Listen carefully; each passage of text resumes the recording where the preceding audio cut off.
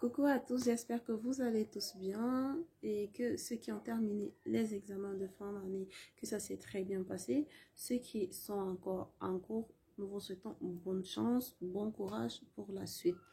Aujourd'hui, on va parler une fois de plus de nos langues, de la valorisation de nos langues locales, de nos langues africaines.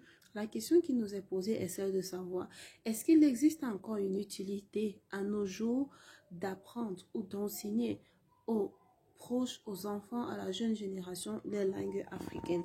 Cette question m'a été posée par une connaissance pendant un débat. Et le problème est que lui, il disait, il ne voit pas l'intérêt d'enseigner une langue que ses enfants n'apprennent pas à l'école, une langue que ses enfants ne vont pas utiliser dans le milieu professionnel ou même dans la société. Alors, cette question, je vous la pose, j'attends vos avis en commentaire. Mais moi, ce que j'aimerais déjà répondre, en attente de vos réactions, bien sûr, c'est que il s'agit d'abord d'une identité culturelle. C'est notre identité. Nos langues, c'est notre identité.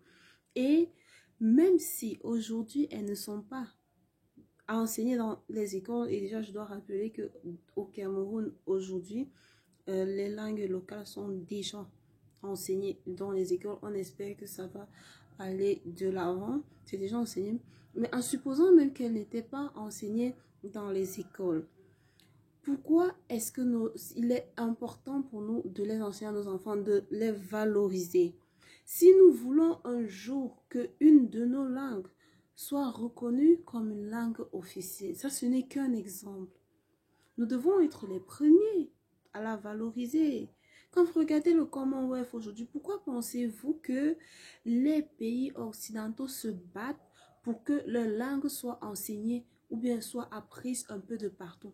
Pourquoi pensez-vous que la Chine se bat pour qu'aujourd'hui en Afrique, on insère la langue chinoise au programme scolaire? C'est un facteur de domination, c'est un facteur d'intégration. La langue est un facteur d'intégration. Dès lors que vous vous exprimez dans la langue de quelqu'un, vous êtes un marché ouvert pour lui. Aujourd'hui, quand on va à l'étranger, on est obligé de s'exprimer en anglais. C'est un avantage pour eux. Alors, nous devons valoriser nos langues à notre niveau. C'est un facteur d'intégration. La langue, pour moi, est le premier facteur de domination. Dès lors que quelqu'un vous a imposé sa langue, vous devenez sa marionnette.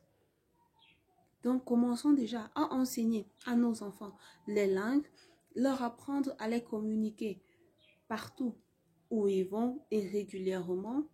Et après, à notre tour, de coloniser les autres, entre guillemets bien sûr, par notre langue. Encourager les autres à l'apprendre.